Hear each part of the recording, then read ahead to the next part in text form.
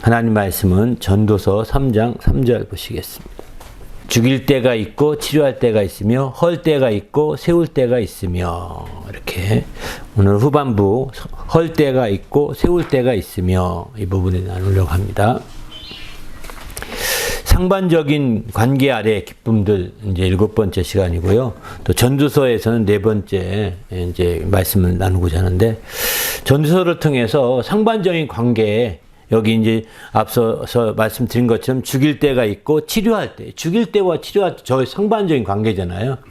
또 이제 헐 때가 있고 세울 때가 있고, 이거 완전히 반대의 관계거든요. 이런 관계를 우리가 충분히 이해할 수 있어야 되겠다는 거죠. 그러면서도 그런 상반된 관계 속에서도 기쁨을 우리가 가질 수 있을 때, 이런 기쁨이 신앙 안에 참된 기쁨이라고 보는 거죠. 왜냐하면 이제 데살로니가서 5장 16절 보면 항상 기뻐하라 이렇게 말씀하시거든요. 우리가 어떻게 항상 기뻐할 수 있겠어요? 그러니까 항상 기뻐하라는 말씀을 적용해 본다면 헐 때도 기뻐하고, 그죠?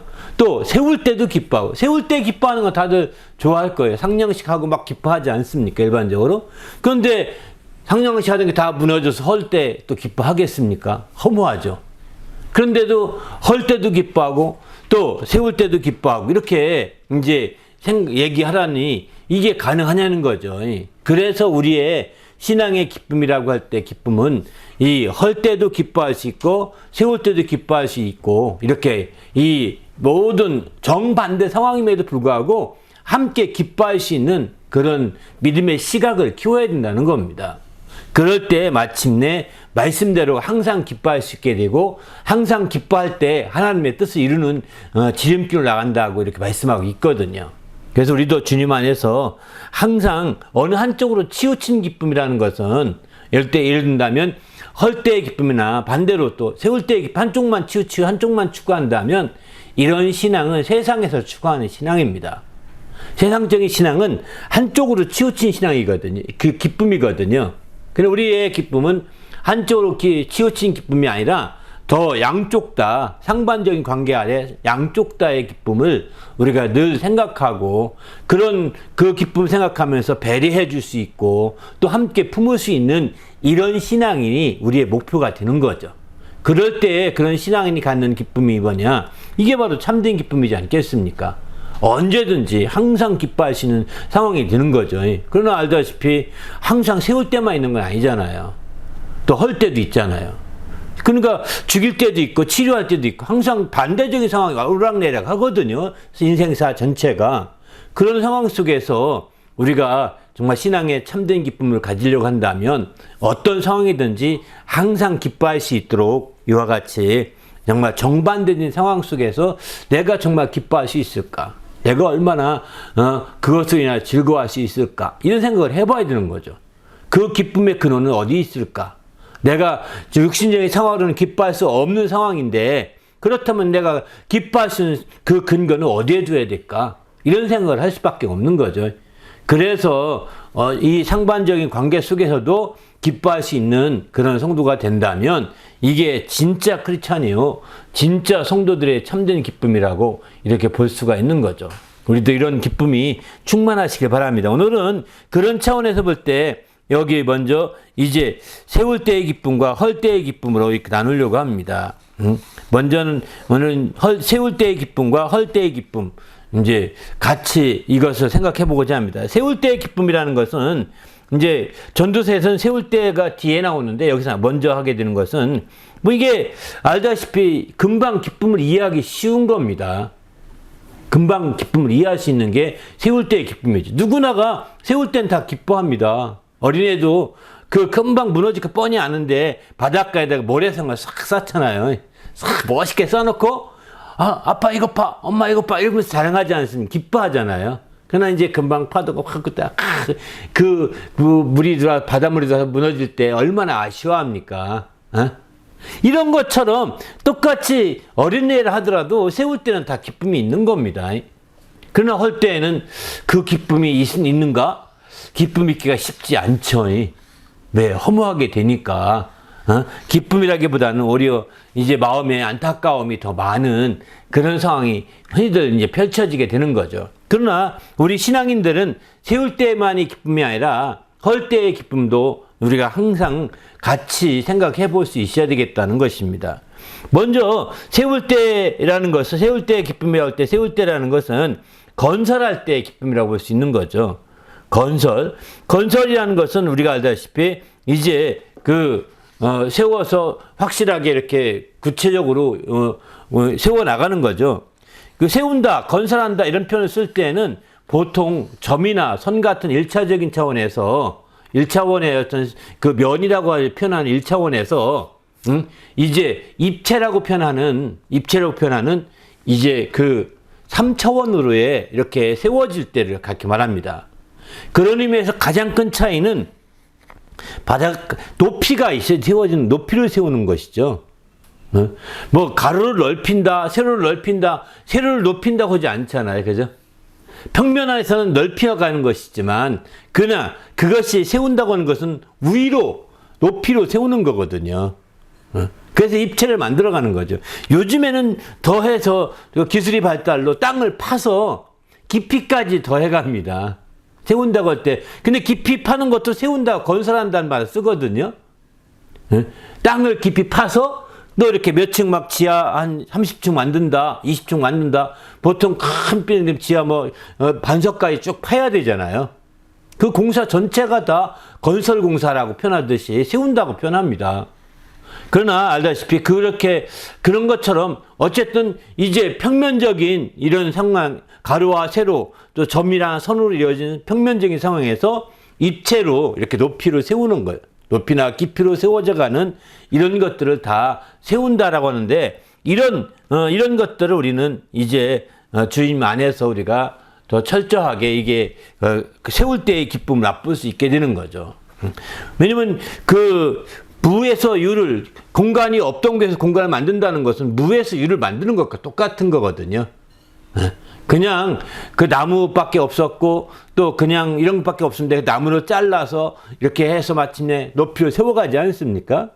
그럴 때 그 안에 공간이 생기고 거기에 사람들이 깃들 수 있는 게 집이잖아요.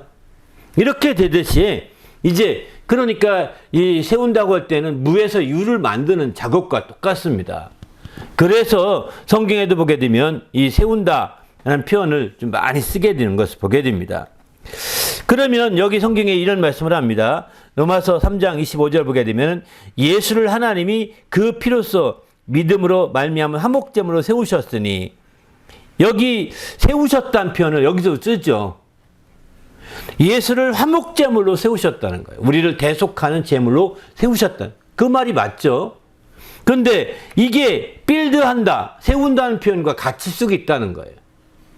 그전에는 바로 이렇게 하나님 안에서 세워진, 화목제물을 세워준 능력이 없었는데 예수를 세웠다. 그래서 그 세운 이유는 뭐냐? 그 화목제물을 세운 그 안에 깃들게 하려 함이라고 펼 수 있는 거죠. 집을 세우면 그 안에 깃들려고 하는 것처럼. 이런 차원에서 예수를 화목제물로 세우셨다라고 하는 것을, 이런 말씀을 좀 생각해 볼 수 있습니다. 세운다는 것은 굉장히 그 안에 들어올 수 있고 거할 수 있고 그 안에 깃들 수 있도록 만들어가는 어떤 공간이라고 그럴까요? 이런 공간을 만들어간다, 이런 뜻을 갖고 있거든요. 그런 차원에서 볼 때 예수님을 화목제물로 세우셨다고 할 때 화목제물의 그 공간 속에, 화목제물의 그 아래 그 혜택을 누리게 하고 그 아래 영향을 받게 하는 그런 것임을 여기 분명히 볼 수 있는 거죠. 그래서 이제 이렇게 세우신 목적이 뭐냐? 자기의 의로우심을 나타내려 하심이요. 또 이렇게 표현하죠. 자기의 의로우심을, 하나님의 의로우심을 나타내시려고 이렇게 세우셨다는 겁니다. 그러니까 하나님의 모든 세우심에는 의로우심을 나타내고자 하는 것이죠. 또 시편 102편 16절 보면은 하나님께서 시온을 건설하셨는데 그의 영광 중에 나타나셨습니다. 시온을 건설하신 것은 하나님의 영광 중에 영광을 나타내고자 하심이라는 겁니다. 이렇게 시온을 건설해서 하나님의 영광을 나타내고 또 이제 마치 하나님의 화목제물을 통해서도 나타내고 이렇게 자기 의를 나타내고 그러니까 이거 똑같이 천지창조나 하나님이 세우시는 모든 일에는 이와 같이 두 가지가 나타나게 됩니다. 의가 나타나게 되고 영광이 나타나게 됩니다. 하나님이 세우시는 모든 일에는. 만약에 그래서 그걸 나타내야 되는 어떤 사람이 성경에 또 사람을 세운다 이런 뜻도 하지 않습니까? 직분자를 세운다 이러잖아요. 직분자를 세우는데 그 직분자도 알다시피 하나님의 의를 나타내야 되는 거예요. 그리고 하나님의 영광을 나타내야 되는 거죠. 그 직분을 통해. 그런데 그 직분자가 의를 나타내지 못하고 하나님의 의를 나타내지 못하고 하나님의 영광을 나타내지 못하면 그는 그 직분자로부터 쫓겨나 하나님이 그를 쓰시지 않게 됩니다. 그래서 우리는 이 하나님이 세우시는 모든 곳에는 그 의가 나타나고 또 이제 영광이 나타난다. 천지창조도 마찬가지죠. 천지창조도 하나님의 의와 영광을 나타낸다라고 이렇게 분명히 말씀하고 있습니다. 이사야서 45장 7절 8절 보게 되면은 나는 빛도 짓고 어둠도 창조하되 나는 평안도 짓고 환난도 창조하나니 나는 여호와라 이 모든 일을 행하는 자니라 하였노라. 5장 8절입니다. 하늘이여 위로부터 공의를 뿌리며 구름이여 의를 부을지어다. 땅이여 열려서 구원을 싹트게 하고 공의도 함께 움돋게 할지어다. 나 여호와가 이 일을 창조하였노라. 이렇게 표현합니다. 바로 하나님이 궁극적으로 모든 걸 창조하셨는데 빛도 창조하고 어둠도 창조하고 평안도 창조하고 환난도 창조하고 다 창조하셨는데 바로 그거 목적은 하나님의 의를 나타내고자 함이라는 거예요. 이렇게 창조한 것들에 궁극적으로 하늘과 땅이 있는데 하늘과 땅이 이렇게 의를 뿌리고 의를 붓고 의를 움트게 하는 데 목적이 있다는 거죠. 네? 그래서 우리는 천지창조의 의에 반면에 영광은 뭐냐? 43장 7절 보면 내 이름으로 불려지는 모든 자 곧 내가 내 영광을 위하여 창조한 자를 오게 하라. 그를 내가 지었고 그를 내가 만들었느니라 이렇게 말씀하죠. 바로 하나님께서 우리를 창조하시고 지으실 때 바로 우리를 영광을 위해서 창조했다 이렇게 말씀하고 있습니다. 그러니까 우리는 하나님의 창조물, 피조물이라고 우리가 고백한다면 하나님이 날 창조했고 피조했다고 고백한다면 하나님의 영광을 나타내는 자가 되어야 되는 거죠. 하나님의 의를 나타내는 자가 되어야 되는 거죠. 의가 우리를 통해서 드러나야 되는 거죠. 우리를 바라보는 자들이 저 사람은 말은 참 맞아. 저 사람은 의로운 사람이야. 이렇게 인정될 수 있어야 되겠다는 거예요. 그럴 때 마침내 하나님의 의를 드러내게 되는 거거든요. 그러나 우리 크리스찬들이 그 의를 행하지 아니하고 하나님의 영광을 드러내지 못한다고 한다면 우리는 이제 크리스찬으로서의 자기 역할을 제대로 못했다 볼 수 있는 거죠. 우리가 크리스찬으로 세움받았고 또 우리가 창조되어서 이렇게 세움받게 된 것은 바로 그렇다는 것입니다. 그러면 무엇인지 세우시는 주체는 누구시냐? 바로 하나님께서 세우신다 이렇게 말씀합니다. 바로 이제 구주를 세우신 분, 여긴 하나님이 세우셨다 이렇게 구주를 세우신 분도 하나님이시고 또 로마서 14장 4절 보면 세우시는 권능이 주께 있다. 그런데 너희가 그 주께 세우시는 권능이 있는데 네가 함부로 판단하면 어떻게 되겠느냐? 그러므로 우린 그래서 주님께서 이 모든 세우시는 먼저 주권자가 되신다는 것을 우리는 알 필요가 있는 거죠. 그분이 세우시는 주체자가 된다는 겁니다. 다니엘서에 보게 되면 그 위에 세우시는 줄을 사람들이 알게 하려고 다니엘 느부갓네살 왕에게 꿈을 꾸게 합니다. 그리고 마침내 느부갓네살 왕은 나중에 그것을 깨닫게 됩니다. 45장 4장 17절은 이제 다니엘이 그 꿈을 해석해 주면서 하나님이 정말 세우신 줄을 당신을 알게 하려고 이 꿈을 꾸게 한 것입니다. 라고 이렇게 말하거든요. 그 반면에 이제 다니엘서 5장 21절 보면 지극히 높으신 하나님이 사람 나라를 다스리시며 자기 뜻대로 누구든지 그 자리에 세우신 줄을 알기에 이르렀나이다. 느부갓네살 왕이 그걸 알게 된 거죠. 깨닫게 된 겁니다. 이렇게 하나님께서는 세우시고 깨닫게 하심을 우리가 이렇게 볼 수 있습니다. 우리 모두도 주님 안에서 이렇게 확실히 세우심을 하나님이 세우신다는 걸 알 필요가 있죠. 데살로니가서 5장 9절 보게 되면 하나님이 우리를 세우심은 노하심이 이르게 하심이 아니요 오직 우리 주 예수 그리스도로 말미암아 구원받게 하심이라 이렇게 표현하죠. 하나님이 우리를 세우신 것은 노하심을 나타내려고 한 것이 아니라는 겁니다. 오히려 그리스도로 말미암아 구원받게 하려고 하신 것이다. 이렇게 말합니다.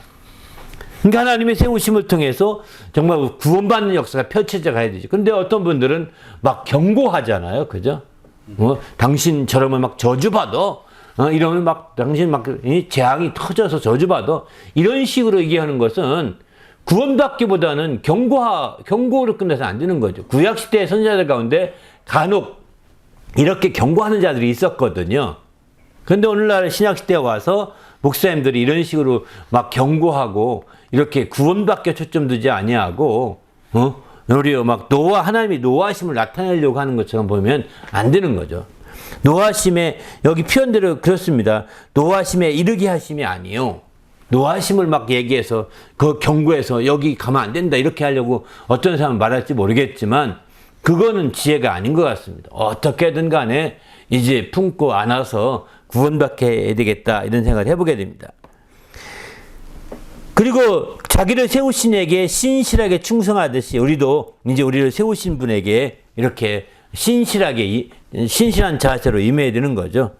우리도 주님 안에서 우리 세우신 우리 하나님께 참으로 신실함으로 임하고 또 이제 우리를 통해서 구원의 역사가 펼쳐질 수 있도록 해야 되겠다 이런 생각을 해봅니다. 그러면 좀 더 구체적으로 세울 때 어떤 유형이 있느냐? 크게 세 유형이 있는 것 같습니다.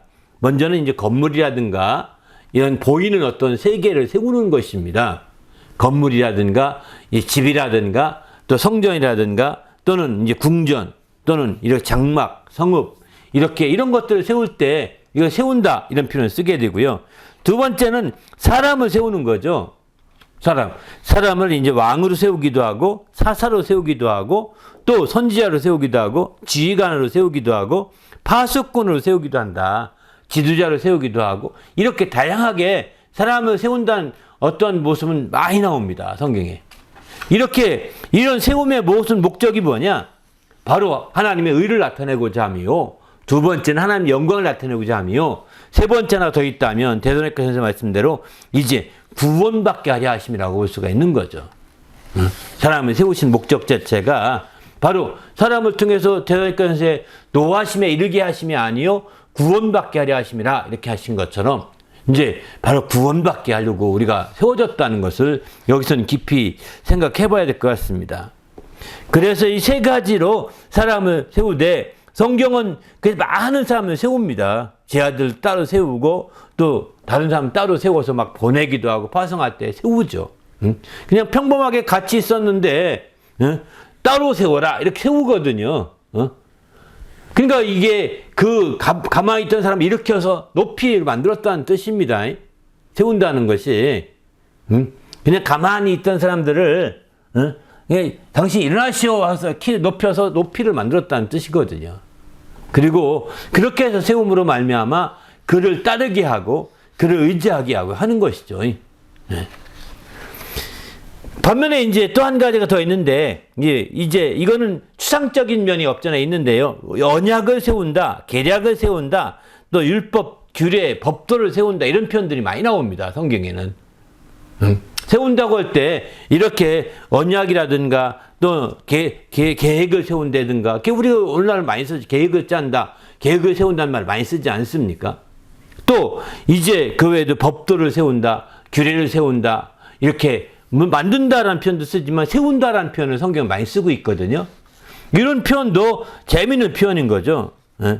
그런 차원에서 볼 때 이것도 마찬가지입니다. 이렇게 하나님의 언약을 세워도 하나님의 의를 나타내고 자기 의를 나타내시고 영광을 나타내시고 또 마침내 그 언약을 통해서 구원받게 하려 하심임을 여기도 볼 수가 있는 거죠. 그러니까 이렇게 우리는 이런 세우심의 목적, 목표를 확실하게 우리가 보고 이해할 때 하나님을 더욱더 깊이 알 수 있는 좋은 계기가 되기라 확신합니다. 정말 우리도 주님 안에서 이렇게 세부려. 반면에 이제 신약에 와서는 어떻게 되냐? 신약에서는 약간 독특하게 이제 교회를 세운다는 표현이 있습니다.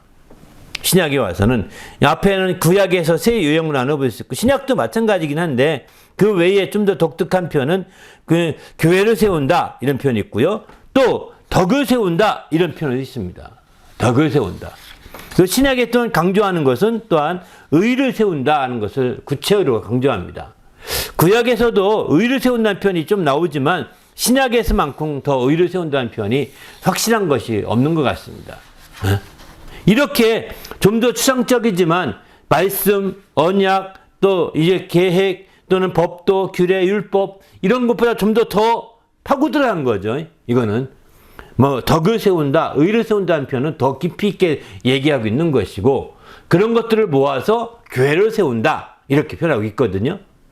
교회라는 것도 세운다는 표현은 앞서 말씀드린 것처럼 무에서 유를 드러내는 거라고 했습니다. 그죠? 무에서 유를 나타내는 것이요. 없던 데서 있게 해서 그 안에 거하시는 것이 있는데 교회가 전형적으로 그런 케이스입니다. 구약에서는 한 번도 교회라는 단어를 쓰지 않았었거든요. 구약에서는 한 번도 교회라는 그 단어가 안 쓰였는데 신약에 와서 예수님이 처음 교회를 세우리니 라고 이렇게 말씀하시거든요. 교회를. 그러니까 그 교회는 다시 말해서 교회를 높이 들어서 마침내 그 안에 깃들게 하겠다는 것입니다. 그래서 교회를 높이 든다고 하더니 이제 성경에 인자가 높이 들려야 하리라 이렇게 표현하시거든요. 인자가 높이 들려야 된다는 거. 왜 높이 들려야 되지? 왜 높이? 저는 이런 생각만 했는데 교회가 높이 세워지는 거거든요. 그게 세운다는 것 자체가 높이를 나타내는 겁니다. 바로 그렇게 해서 예수님이 그 높이 불뱀이 그 나무 위에 걸리듯이 돛뱀으로 걸리듯이 막 높이 걸리듯이 예수님이 그렇게 십자가에 죽으신 거잖아요. 높이 세워진 겁니다.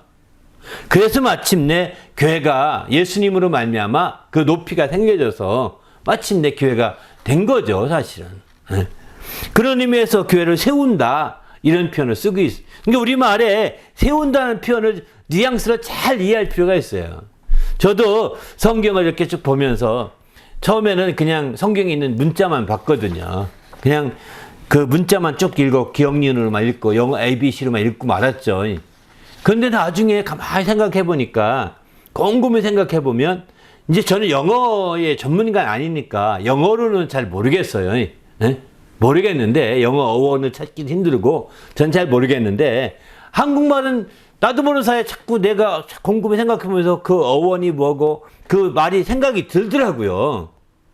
아, 이게 이렇게 이렇게 세운다는 개념이 그렇게 보면 이게 좀 더 내용이 더 풍성해지더라고요.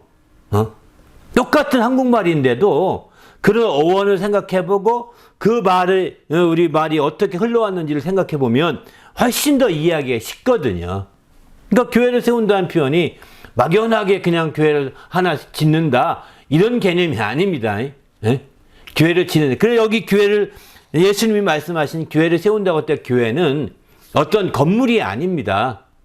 어떤 공동체를 의미하지 건물이 아닙니다.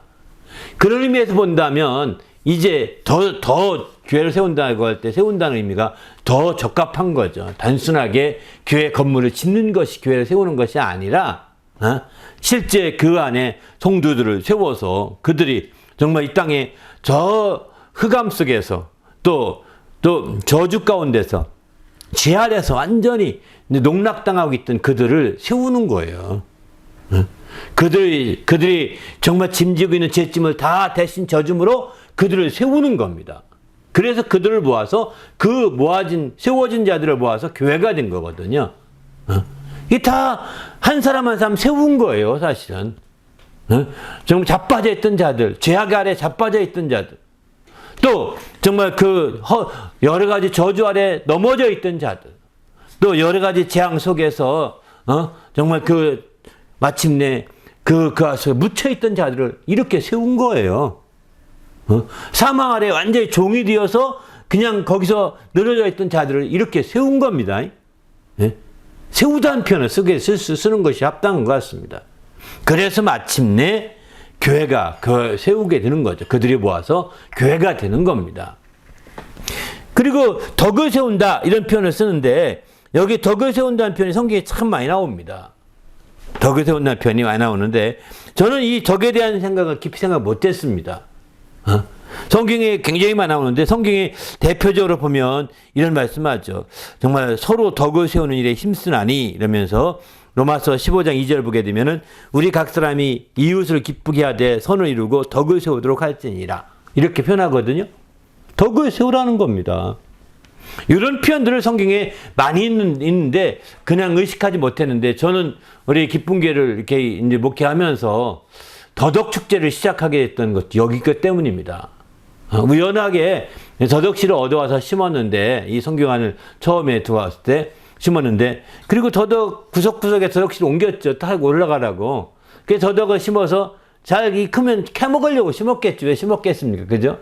처음에는 단순하게 캐먹으려고 한 거예요. 더덕이 자라면 캐먹고 이렇게 더덕구이나 해먹어야 되겠다 이런 생각을 했는데 웬걸 사람들이 자꾸 물어봐요. 왜 이렇게 더덕을 많이 심었어요? 이렇게 물어보는데 그 말에 양념구이 해먹으려고요? 이렇게 이 말은 정답이 아닌 것 같더라고요. 그 말은 너무 쉬운 말을 그들은 원하지 않는 것 같아요. 그렇지 않겠어요? 그죠? 그래서 내가 이 말하기엔 너무 쉬운 대답인데 그 말하는 것은 좀 너무 합당하지 않은 것 같고 그래서 이제 그냥 궁여지책으로 생각한 것이 그냥 덕을 세우라고요. 이랬죠. 예? 덕을 좀 뗐죠. 덕을 세우라고요. 이렇게 성경에 있는 말씀 생각이 나서 그냥 그때 생각이 나서 한 거예요. 그런데 진짜 덕을 세우는 게 중요한 건데 그때까지도 몰랐어요. 나중에 성경을 찾아보면서 덕을 세운다는 표현이 굉장히 많이 나오더라고요. 그러면서 그런 말씀을 종합해 보면서 더덕 축제 해야 되겠다. 덕을 세우자는 축제를 꼭 해야 되겠다. 그래서 사실 시작한 게 더덕 축제거든요. 더덕을 핑계 삼아서 덕을 세우자는 축제가 더덕 축제입니다. 바로 이것은 우리 크리스찬들이 그동안에 잃어버렸던 아주 좋은 신앙의 덕목인 것 같습니다. 신앙에. 왜 그러냐면 이 크리스찬들이 이 덕을 세운 일에 게을렀던 것 같습니다. 교회들이 이 덕을 세운 일에 세상을 향해서 덕을 세운 일에 게으르고 나태하게 지내면서 교회가 세상으로부터 많은 욕을 먹잖아요. 그죠? 지탄을 받는 경우를 종종 보게 되면서 더구나 교회 지도자들이 그렇게 덕스럽지 못하게 행동해서 사회면 같은 데 많이 나오는 거 보면서 이게 덕스러운 것이 얼마나 중요한 이 부분을 우리가 덕 세우는 신앙을 우리가 소홀히 했다 하는 걸 깨닫게 되면서 새롭게 이 부분을 저희 교회에서는 목회 중심으로 두게 되었던 것 같습니다. 아무튼 그렇습니다. 이 세우는 기쁨이에요. 이게 덕을 세워보십시오. 참 기쁘죠. 덕을 끼쳐보십시오. 얼마나 기쁜지 이루 말할 수 없습니다. 이런 세우는 기쁨을 많이 느끼시길 바랍니다. 또 한 가지는 의를 세운다 이렇게 표현하게 되죠. 의는 앞서서 말씀드린 대로 하나님의 의를 나타내는 것입니다. 하나님의 의는 이렇게 세상에 드러나 있지 않습니다. 하나님의 의가 세상에서 자동으로 드러났다면 세울 필요가 없겠죠. 많은 것들에 하나님의 의가 묻혀 있습니다. 그 많은 것들 중에서 대표적인 것이 인간의 의 때문에 하나님의 의가 묻혀 있습니다. 인간의 잘난 것 때문에, 인간의 거만함 때문에, 인간의 의 때문에 하나님의 의가 이렇게 잠겨 있다. 뒤로 묻혀 있는 거예요. 이제 하나님의 의를 우리가 세우기 위해서는 우리가 알다시피 이제 자기의 의를 낮춰야 되는 거죠. 자기의 의를 낮추고 하나님의 의를 높여야 되는 것이죠. 이렇게 할 때 마침내 하나님의 의를 나타낼 수 있는 거죠. 바로 그래서 주님 로마서 10장 3절 말씀처럼 하나님의 의를 모르고 자기 의를 세우려고 힘써 하나님의 의에 복종하지 아니하였다 이렇게 표현하지 않습니까? 그러니까 얼마나 많은 사람들이 하나님의 의를 몰라라 하고 자기 의만 세우려고 하는 것입니다. 자기의 잘난 것만 나타내려고 하는 것이죠. 자기 자랑이라든가 자기 경력이라든가 자기의 지혜라든가 자기의 능력, 탤런트라든가 이런 것들을 초점 두고 얘기합니다. 그러나 하나님의 의를 모르고 그렇게 하다 보면 하나님의 의에 복종하지 않는 자가 되고 말게 됩니다. 하나님의 의를 나타내고자 해야 되는 거죠. 하나님이 예수를 하나님의 화목제물 세우신 것은 자기의 의로우심을 나타내려고 하셨다고 했어요. 하나님의 아들을 통해서 의를 나타내고자 하시는 것이죠. 왜? 하도 하나님의 의를 세우지 않아야 하시니까 아들을 통해서 그 의를 세우고자 하셨음을 표현해주고 있는 거죠. 바로 그 욥기에도 보면 40장 8절에 내가 내 공의를 부인하려느냐 내 의를 세우려고 나를 악하다 하겠느냐 이렇게 욥을 향해서 말합니다. 내 공의를 부인하는 것은 내 의를 욥의 너 의를 세우려고 나를 악하다. 내 의를 부인하는 게 악하다 말인 거 똑같은 거거든요. 하나님의 의를 우리가 세우지 아니하는 것을 다 이렇게 표현할 수 있는 거죠. 잠언도 보게 되면 방백들이 제 공의를 세우며 이렇게 표현하죠. 또 이제 그 이사야서 보면 공의를 세워 감독으로 삼으리니 다 감독으로 삼는 것도 공의를 세우기 위한 것이요 방백을 세우는 것도 공의를 세우기 위한 거라는 거예요. 이렇게 모든 것들이 의를 세우는데 아주 초점을 두고 있는 거죠. 이사야서 42장 4절 보게 되면은 세상에 정의를 세우기에 이르니 섬들이 그 교훈을 앙망하리로다. 하나님께서 세상에 정의를 세울 때가 이른다는 겁니다. 그러면 모든 섬들이 그 교훈을 앙망하게 될 거라는 거죠. 또 아모스 5장도 보면은 성문에서 정의를 세울지어다 이렇게 표현합니다. 여기 성문에서 정의를 세운다는 것은 옛날에는 성문 밖에 가는 사람도 많고 성 안에 가는 사람도 많잖아요. 성문이 대부분이 그 재판정이 된다고 합니다. 성문에서 그 송사가 이루어진다고 합니다. 그렇기 때문에 성문에서 그 정의를 세울지어라 이렇게 얘기하고 있는 거죠. 아무튼 주님 안에서 우리가 정말 이처럼 하나님 말씀을 통해서 정말 하나님의 의를 세우는데 중심을 둬야 되겠다 이런 생각을 해봅니다. 바로 이렇게 세울 때의 기쁨이라고 할 때도 이 기쁨이 이처럼 하나님의 의를 세우고 또 덕을 세우고 교회를 세우고 이런 어떤 것에 초점 두고 이게 다 보이지 않는 기쁨입니다. 보이는 기쁨보다는 보이지 않는 기쁨입니다. 보이는 기쁨을 어떤 건물을 세우고 하는 그 보이는 세움을 통해 보이는 것을 세워서 기쁨을 추가하려고 한다면 아마 그 기쁠 때보다는 기쁘지 않을 때가 더 많을지도 모르겠습니다. 그러나 보이지 않는 것을 세워서 기쁨을 추구하고자 할 때 그 기쁨이 더 지속적이고 또 항상 기뻐할 수 있는 길이 열리게 되는 것이죠. 보이는 것들을 통해 기쁨을 계속 추구하고자 하면 보이는 것은 금방 세울 수 없습니다. 그렇지 않습니까? 정말 집을 하나 짓더라도 금방 뚝딱 세우는 게 아니잖아요. 그런 것처럼 우리가 그러니 세울 때 잠깐 기쁘지만 그 가운데 얼마나 많이 고통스럽겠으면 힘들겠습니까? 그런 것처럼 이 세운다고 할 때 보이는 것들로 기쁨을 두게 되면 세상 사람들처럼 그렇게 하게 되면 그 기쁨은 얼마 가지 못하고 또 지속되기 어려운 것도 있습니다. 그 건물이 무너지는 날에 그 기쁨은 완전히 망가져 버리는 거잖아요. 물론 금방 무너지지 않겠지만 장을 세웠던 것들이 다 무너지는 허무하게 되는 거죠. 그러나 알다시피 이런 교회를 세우고 덕을 세우고 의를 세우고 이렇게 보이지 않는 것들을 세워서 기뻐하게 되면 이거는 무너뜨릴 수가 없습니다. 그걸 부인하도록 요구하더라도 자기가 안 부인하면 죽으면 죽더라도 안 부인하면 그 기쁨이 유지되는 거거든요. 그게 순교라고 볼 수가 있는 거죠. 그래서 우리가 기쁨을 추구한다고 할 때 보이는 것을 세워서 기뻐하기보다는 보이지 않는 것을 세워서 기뻐해야 되겠다 이런 생각을 해봅니다. 크게 두 번째는 헐때의 기쁨이죠. 헐때라는 것은 여기서는 파괴할 때의 기쁨이라고 볼 수 있습니다. 헌다는 것은 파괴하는 거죠. 근데 우리가 알다시피 이렇게 헐 때 또 파괴할 때 보게 되면 물론 이제 기쁨이라고 할 때 시원하다 또 이렇게 아주 속 시원하다 없어서 쓰레기 같은 것 또는 더러운 것 낡은 것들 쓸데없는 것들 또 무겁고 버거운 것들 다 헐어버려서 아주 속 시원한 것도 속 시원한 기쁨은 있을 수 있겠지만 이건 잠깐이지 않습니까? 그죠?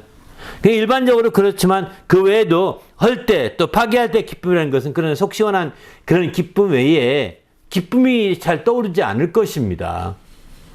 기쁠까? 오히려 허탈하지 않을까? 기쁘기보다는 오히려 또 허탈해지고 또 허무해지고 이러는 것이 아닐까? 이런 생각이 들 정도죠. 일반적으로는 그렇습니다. 그런 의미에서 본다면 우리가 이제 하나님께서 헌다고 할 때도 이것도 이 땅에 어떤 물질적으로 허는 것, 건물을 헐거나 또 이렇게 하는 것, 이런 것들에 초점 두면 안 된다는 거예요. 거기에 초점 보이는 것들에 초점 두고 헐고 파괴하는 것으로 인하여 기뻐하려고 한다면 그저 속 시원한 거 외에는 없을 것입니다. 그러나 이제 그렇지 아니하고 눈에 보이는 것들을 통해 파괴하고 헐고서 기뻐하는 속 시원한 그런 것 추구보다는 우리가 보이지 않는 것이지만 허는 것, 보이지 않는 것이지만 파괴하는 것, 보이지 않는 것이지만 거기에 무너뜨리는 것, 이럴 때 기쁨이 있다는 거예요. 그럴 때도. 그러면 과연 그런 게 있느냐? 우리는 없다고 생각할지 모르지만 그런 게 있는 거죠. 자기의, 이런다면 우리도 그렇잖아요. 자기의 그 게을렀던 그 악한 습관을 헐었어요.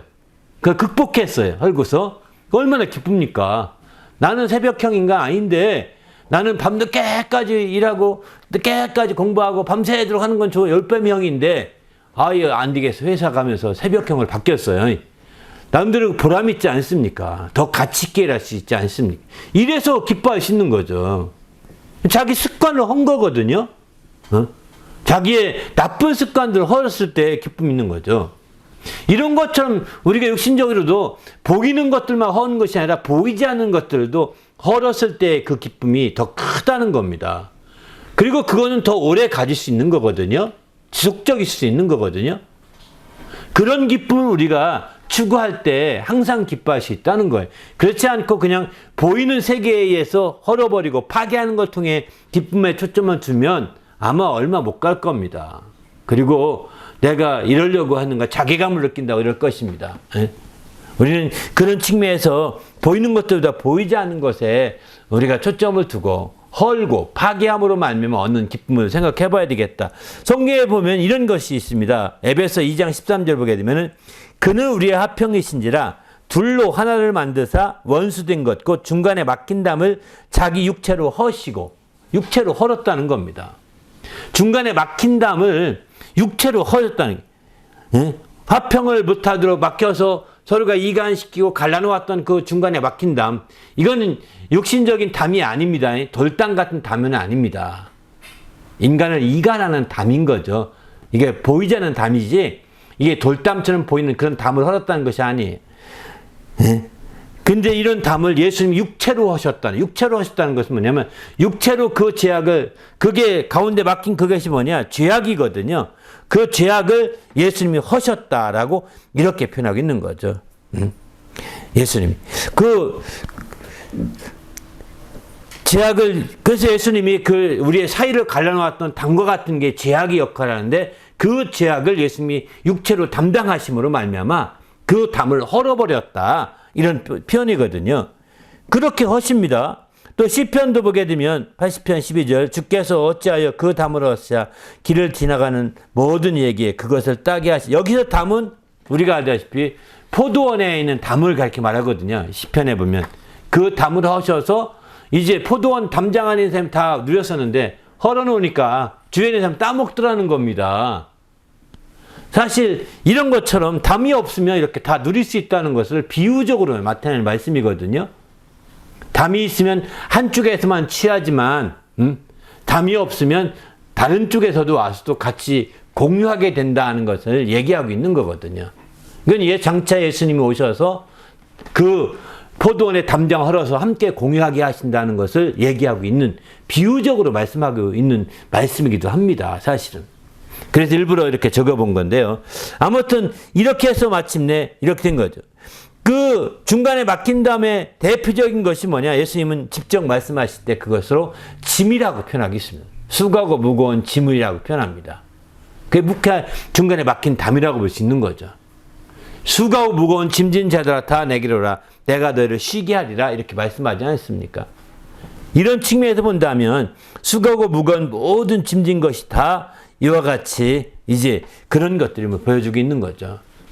우리도 주님 안에서 이제 이런 주의 것을 통해서 새롭게 되시기를 예수님의 이름으로 축원합니다. 할렐루야.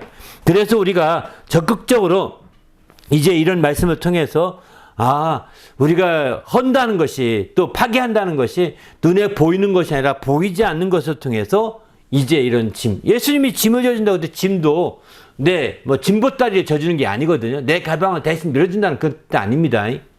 우리의 마음에, 우리의 생각 가운데 무거운 짐들을 그분이 짊어져 준다는 뜻이거든요. 그분이 그 마음의 무거운 짐은 죄악 때문이거든요. 죄악 때문에 무거운 짐이 짊어지게 되는데 그 죄악을 주님이 담당하심으로 말미암아 짐을 주님이 져주시는 거죠. 그리고 대신 주님이 우리를 대신해 주님이 십자가에 죽으시는 것입니다. 그리고 마침내 주님이 그 짐을 다, 죄악의 짐을 다 십자가에 매달아 놓으시고 주님이 부활하시게 되는 거거든요. 이렇게 되신 것처럼 주님의 놀라운 역사가 이렇게 그 육체로 우리의 담을 다 헐어버리시고 또 파괴하시고 우리가 자유할 수 있고 기뻐할 수 있는 길을 열어놓으셨음을 말씀하고 있습니다. 또 헐 때, 파괴할 때 기뻐하려면 어떻게 해야 되느냐? 욥기에 보면 이렇게 말합니다. 그가 헐으신즉 다시 세울 수도 없고 또 사람이 가두신즉 놓아주지 못하느니라. 또 하나님은 교만한 자의 집을 허시고 또 이렇게 표현하죠. 그러니까 하나님이 그 파괴할 때 기뻐하려면 어떻게? 하나님이 허신다는 것을 아셔야 되는 거예요. 허시는 주체도 하나님, 세우시는 분도 하나님이라고 앞서 말씀드렸지만 허시는 주체도 하나님이심을 얘기할 수 있는 거죠. 하나님이 한번 헐면 세울 자가 없다는 겁니다. 하나님이 한번 헐면 세울 자가 없다는 거예요. 이렇게 실제적으로 그가 허신즉 다시 세울 수가 없다. 이렇게 표현하듯이 하나님은 교만자의 집을 허신다. 이렇게 말씀하십니다. 하나님이 그렇게 헐어버리심을 확실히 알고 우리가 나가야 되겠다는 겁니다. 이사야서도 보게 되면 보라 숯불을 불어서 자기가 쓸만한 연장을 제조하는 장인도 내가 창조하였고 파괴하며 진멸하는 자도 내가 창조하였은즉. 그러니까 장인도 하나님이 창조하고 파괴하는 자도 하나님이 창조하고 이렇게 표현했다는 거예요. 그러니까 우리가 만드는 것도 세우는 것도 하나님이 세우시고 파괴하는 것도 하나님이 파괴한다 이렇게 볼 수가 있는 거죠. 하나님 그래서 우리는 파괴할 때도 기쁨을 놓치지 않으려고 한다면 헐 때도 기쁨을 놓치지 않으려고 한다면 하나님이 왜 그러시는가? 하나님이 왜 허시는가? 유심히 봐야 되는 거죠. 깨달을 필요가 있는 거예요. 거기서 그런 깨달음을 얻게 되면 기뻐할 수 있게 되는 거죠. 겉보기에 막 헐고 막 집이 무너지고 막 산사태 나서 다 무너졌을 때 거기가 껄껄껄 웃을 수는 없죠. 공감하는 마음에서 함께 슬픈 내색은 하겠지만 속에서 하나님의 뜻을 깊이 아는 자들은 하나님이 이래서 하셨구나. 속에서 은은한 주님의 그 기쁨이 그 속에 나 정신 바짝 차리는 마음이 생기는 거죠. 하나님이 이 모든 헐고 세우는 일이 다 하나님의 손에 달려있다는 것을 아셔야 합니다. 그분이 바로 모든 것의 시작이고 끝이기 때문입니다. 우리가 시작일 때는 세운다고 한다면 끝에서는 파괴가 있는 거 아니겠습니까? 또 시작일 때 파괴라고 한다면 끝은 세우는 거 아니겠습니까? 시작과 끝이 다 하나님이십니다. 알파가 되신 분이 그분이시고 또 오메가가 되신 분이 그분이시잖아요. 그죠? 그러니까 우리는 그 하나님을 의지하기 때문에 세울 때든 또 파괴할 때든 또 헐 때든 또 건설할 때든 항상 우리는 기뻐할 수 있는 거죠. 그런 기쁨이 요동치지 않을 때 우리가 참된 신앙인의 기쁨이라고 우리가 이렇게 얘기할 수 있습니다. 여기 할 때 파괴할 때 유형도 앞서서 말씀드린 것처럼 이제 똑같습니다. 세 가지 유형이죠. 가시적인 것을 파괴하죠. 헐죠. 또 이제 가시적이지 않지만 이제 파괴하는 것 중에 나라, 나, 너 이렇게 사람을 파괴한다고 할 때도 사람을 헌다고 할 때도 이렇게 표현합니다. 나라를 헌다, 이런 표현도 씁니다. 특별히 이제 허물다 이런 허물다 이렇게 허물다고 표현하죠. 헐다는 표현이 허물다라는 표현도 쓰는데 이 허물다에서 허물이 나오게 됩니다. 남의 얘기하게 되면 허무는 거잖아요. 그게 허물입니다. 허물이 우리 말인데, 예? 허물이 남을 허무는 것이에요. 남을 욕하고 판단하고 이게 다 남을 세우는 게 아니죠. 허무는 거죠. 예? 이게 허무는 것을 허물이라고 표현합니다. 허물이라고. 다 허는 것이죠. 그러니까. 우리말이 참 이렇게 재밌습니다. 아무튼 우린 주님 안에서 이렇게 남을 허물고 또 헐뜯고 또 헐어내고 하는 이런 일들이 얼마나 많은지 모르죠. 이게 다 허는 거죠. 또 어떤 사람은 자기 허물을 자기가 막 책하고 자기를 헐뜯고 자기를 막 용납하지 못하고 자기를 쳐서 심지어는 죽이려고 합니다. 이게 자살이지 않습니까? 너 같은 놈은 쓸데없어. 그래서 자기가 자기를 죽게 합니다. 이게 자살이죠. 이게 다 자기를 허무는 일들입니다. 그러나 이런 자들은 주님이 용납하지 않습니다. 하나님이 세우신 자를 누가 허물리오 이러거든요. 하나님이 세우시는 자를 우리는 함부로 허물을 수 없어. 내가 재판장이냐? 이렇게 성경에 말하지 않습니까? 재판장이 아닌 사람은 그렇게 할 수 없는 거거든요. 오직 우리 주님만이 재판장이시거든요. 그래서 우리는 이렇게 이런 불가시적인 측면에서 이런 것도 있고, 또 세 번째는 이제 그 허물 때 앞서 추상적인 면이 있죠. 명령을 허물다, 또 명령을 파기하다 이런 표현도 씁니다. 명령을 파기하다. 또 하나님의 계명을 허물고 이런 표현도 쓰거든요. 계명을 허물고. 그러니까 이렇게 계명을 허물고 또 명령을 파기하고 무시하는 거, 이게 다 이제 그런 것들이죠. 이런 것들을 세울 때랑 똑같이 그런 모습들을 보게 됩니다. 좀 더 불가시적인 것 중에서도 더 추상적인 면에서 이런 것들이 있는 거죠. 그래서 마침내 이렇게 하게 되는데, 이제 이 갈라디아 2장 18절 보면 만일 내가 헐었던 것을 다시 세우면 내가 나를 범법한 자로 만드는 것이다 이렇게 말하거든요. 내가 헐었던 것을 다시 세우면, 내가 헐고 다시 세운다는 거예요. 그러면 이제 나를 범법한 자로 만든 것과 똑같다는 것입니다. 이 얘기는 무슨 얘기냐? 여기서는 헐었던 것 세운다는 율법에서 우리가 율법을 헐고서 율법에서 벗어나 자유롭게 된 거거든요. 율법에서 이제 헐고 율법에서 자유롭게 되었는데 다시 율법을 고쳐 세운다면 이 사람은 범법한 자가 되는 거라는 거예요. 갈라디아 말씀은 그런 배경입니다. 그런 배경에서 헐었던 것을 다 세우면 안 된다 이렇게 얘기하고 있는 거죠. 근데 이제 사실은 이런 말씀을 생각해 본다면 그 뒤에 히브리서도 보게 되면 이렇게 말씀하죠. 그 첫째 것을 피하시면 둘째 것을 세우려 하심이라 이렇게 표현하지 않습니까? 첫째 것을 피한다는 것이 이게 율법이거든요. 옛 언약이라고 표현하는 율법이죠. 첫 언약이라고 표현하는 율법이죠. 율법을 피하시면 새 언약이라고 표현하는 복음을 세우려 하심이라고 이렇게 말씀하시죠. 복음을 세워야 되는데 이제 헐었던 그 첫 율법을 다시 세운다. 다시 세운다는 것은 헐었던 걸 다시 세우는 거잖아요. 이것은 범법자가 되는 거라는 겁니다. 그래서 안 되는 거죠. 그것을 다 철거하고 새롭게 세우는 건 괜찮습니다. 새롭게 둘째 것을 세워야 되는 거죠. 둘째 것을. 이런 식으로 돼야 되는데 이게 안 되면 범법자가 돼.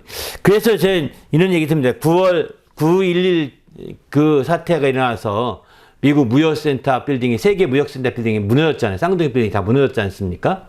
아마 저는 기도원에 가서 이렇게 기도하다가 갑자기 막 난리 났다 해서 가서 TV 보고 왔는데 그게 무너지더라고요.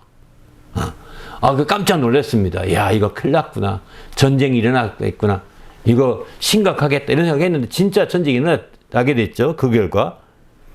근데 그 무역센터 빌딩이 다 파괴된 다음에 아마 제 생각에는 이 말씀 때문인 것 같습니다. 그대로 미국 사람들 자존심을 세워서 무역센터 빌딩보다 세계보다 더 높은 빌딩을 세우리라 해서 세울 수도 있었을 거라 생각이 들거든요.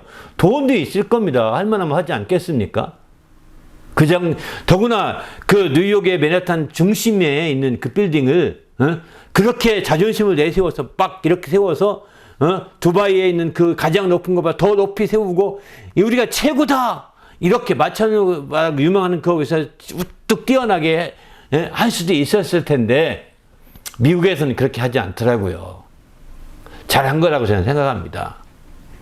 다시 헐었던 걸 다시 세웠다면 아마 하나님이 그걸 범법한죄로 취급하지 않을까. 누가 이 말씀 때문인지는 모르겠지만 거기다 그래서 지금은 그라운드 제로라고 해서 완전히 초토화시켜서 완전히 땅 텅 비게 만들었잖아요.